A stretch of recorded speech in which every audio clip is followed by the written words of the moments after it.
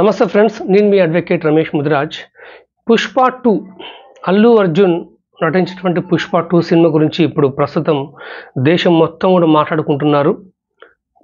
అయితే వేరే సైడ్ మనం చెక్ చేస్తే కనుక ఈ డిసెంబర్ 4th నాడు ఒక ప్రీమియర్ షో చూద్దామని చెప్పేసి ఆ రోజు రాత్రి దిల్షునకు సంబంధించినటువంటి ఒక జంట అంటే భార్యాభర్తలు తమ బాబుతో కలిసి ఈ ఆర్టిస్టిక్ రాష్ట్రంలో ఒక సంధ్యా థియేటర్లోకి రావడం జరిగింది. అయితే ఈ థియేటర్‌కి వచ్చిన తర్వాత ఆ షో జరుగుతున్నప్పుడు అల్లు అర్జున్ గారు అదే థియేటర్‌కి ఈ ఫ్యాన్స్ రెస్పాన్స్ చూద్దామని చెప్పేసి రావడం జరిగింది. అలా రావడంలో తప్పు లేదు. కానీ ముందస్తు సమాచారం పోలీసులకు ఇవ్వలేదని ఒక వార్త, ముందస్తు సమాచారం ఇవ్వలేదని చెప్పేసి థియేటర్ యాజమాన్యానికి కూడా ఇవ్వలేదని చెప్పేసి అదొక రకమైన వార్త.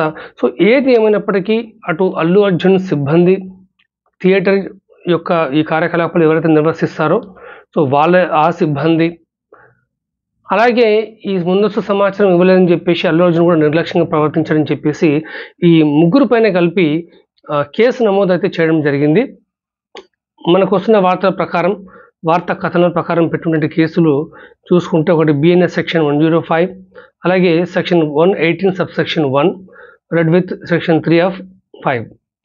అంటే ఒక క్రిమినల్ చర్య అనేక మంది వ్యక్తులు కలిసి ఒక కామన్ ఇంటెన్షన్తో చేసినప్పుడు దాన్ని సెక్షన్ 3(5) రెడ్ విత్ 3(5) అంటారు దాన్ని మన బిఎన్ఎస్ సెక్షన్లో. ఏది ఏమైనప్పటికీ ఈ సెక్షన్స్ మనం చూసుకుంటప్పుడు సెక్షన్ బిఎన్ఎస్ సెక్షన్ అంటే భారతీయ న్యాయ సంహిత చట్టం 105 ఏదైతే ఉందో మీ అందరికీ తెలుసు. ఇంత ముందుకు మనకి ఐపీసీ సెక్షన్స్ ఉండేవి. జూలై 1, 2024 నుంచి మనకి కొత్త క్రిమినల్ చట్టం తీసుకొచ్చారు మోడీ ప్రభుత్వం. ఈ 105 సెక్షన్ ఒకప్పుడు ఐపీసీ సెక్షన్ 304(a)గా ఉండేది. అంటే నిర్లక్ష్యం ద్వారా ఒకరి ప్రాణాలు తీయడం. ఇప్పుడు section red with section 3 subsection 5 ఏం చెప్తుందంటే అనేక మంది వ్యక్తులు కలిసి ఒక క్రిమినల్ చర్య చేయడం. అంటే ఇక్కడ ఏం జరిగింది, అటు థియేటర్ యాజమాన్యము నిర్లక్ష్యం ప్రవర్తించింది, అల్లు అర్జున్ నిర్లక్ష్యంగా ప్రవర్తించారు, అలాగే ఈ థియేటర్ సిబ్బందితో పాటు అల్లు అర్జున్ యొక్క వ్యక్తిగత భద్రతా సిబ్బంది కూడా సరైన చర్యలు పాటించకుండా ఆ తోపులాటలో ఆమె మృతి చెందడం జరిగింది. ఫస్ట్ తనని వెంటనే చుట్టుపక్కల ఉన్నటువంటి ఒక దుర్గాబాయి దేశ్ముఖ్ హాస్పిటల్కి తీసుకుపోవడం జరిగింది. కానీ అక్కడ తీసుకుపోయిన తర్వాత కూడా జరిగిన విషయం ఏంటంటే ఆమె ఆల్రెడీ చనిపోయిందని చెప్పడం జరిగింది వార్తా కథనం ప్రకారం. ఆ తర్వాత ఆమె యొక్క కొడుకు శ్రీతేజ్ ఎవరైతే ఉన్నారో అతనికి ఈ శ్వాస సంబంధమైనటువంటి ప్రాబ్లమ్స్ వచ్చేసరికి ఆ తోపులాటలో అంతమంది జనాల మధ్యన అతనికి సిపిఆర్ చేసి అతను కూడా వేరే హాస్పిటల్కి తరలించడం జరిగిందనేది వార్త. సో ఇక్కడ ఏంటిది, నిర్లక్ష్యం ఒక ప్రధానమైనటువంటి పాత్ర పోషించింది.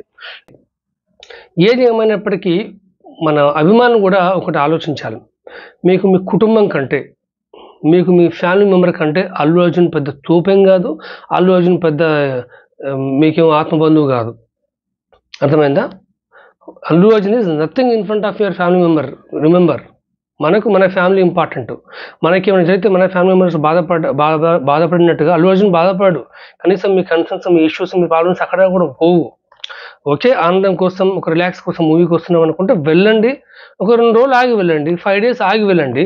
స్టార్టింగ్లో ఎక్కువ ఎవరు చూస్తారు, ఈ కాలేజ్ పిల్లలు లేకపోతే చదువుకునే పిల్లలు వాళ్ళు వస్తుంటారు. ఈ తోపులాటలు ఆ జన సందోహం మధ్య చూడకపోతే వచ్చే నష్టమే ఉంది.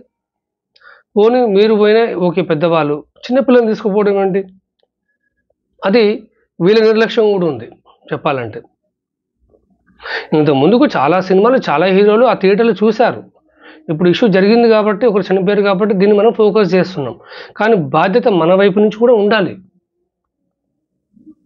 సో ఏది ఏమైనప్పటికీ ఇప్పుడు ఈ సెక్షన్ 105 ప్రకారంగా చూసుకుంటే 5 సంవత్సరాలకు తగ్గకుండా 10 సంవత్సరాల వరకు జైలు శిక్ష విధించే అవకాశం ఉంటుంది. ఇది ఈ బిఎన్ఎస్ సెక్షన్ 105. అలాగే బిఎన్ఎస్ సెక్షన్ 118 సబ్సెక్షన్ 1 ప్రకారం కూడా ఈ అప్ టు 20K వరకు ఫైన్ ఉంటుంది. ఓకే, ఆ సెక్షన్ సపరేట్గా పెట్టుకుంటే మాత్రం అప్ టు 3 years వరకు జైలు శిక్ష, జరిమానా, నేరతీరుతో పాటు 2 విధించే అవకాశం ఉంటుంది. సో ఏది ఏమైనప్పటికీ ఒక నిర్లక్ష్యం కారణంగా ప్రాణం పోయింది కాబట్టి అటువంటి నిర్లక్ష్యం భవిష్యత్తులో థియేటర్ యాజమాన్యం కానీ, అల్లు అర్జున్ అతని యొక్క భద్రతా సిబ్బంది కానీ, అల్లు అర్జున్ కానీ, లేకపోతే భవిష్యత్తులో ఇంకెవరైనా హీరో తమ యొక్క సినిమాని సంధ్యా థియేటర్ కావచ్చు, వేరే ఏ థియేటర్లో అయినా సరే నిర్వహించినప్పుడు సరైన చర్యలు పాటించి వెళ్తే అది వాళ్ళకి గౌరవం, ప్రజలు కూడా చాలా సురక్షితంగా ఉంటుంది. సో ఏది ఏమంటే ఒక మంచి మనసుతో ఆయన కాంపెన్సేషన్ లాగా ఒక 25 lakhs ఒక కృతజ్ఞతలు ఇవ్వడం అనేది అతని యొక్క మంచి మనస్తత్వానికి అది కూడా ఒక నిదర్శనం అని చెప్పుకోవచ్చు. ఎందుకంటే గతంలో కొద్దిమంది హీరోల ఫంక్షన్లకి చనిపోతే నా సంతాపాన్ని తెలియజేస్తున్నాను అని చెప్పేసి పోస్ట్ పెట్టడం తప్ప ఆర్థికంగా ఆదుకున్న దాఖలాలు అయితే లేవు. కనీసం అల్లు అర్జున్ ముందుకొచ్చి తాను పశ్చాత్తాపడి బాధపడి 25 లక్షలు ఇస్తుండడం అనేది అది కూడా ప్రశంసనీయమే. కాకపోతే భవిష్యత్తులో మాత్రం పునరావృతం కాకుండా చూసుకోవాలి.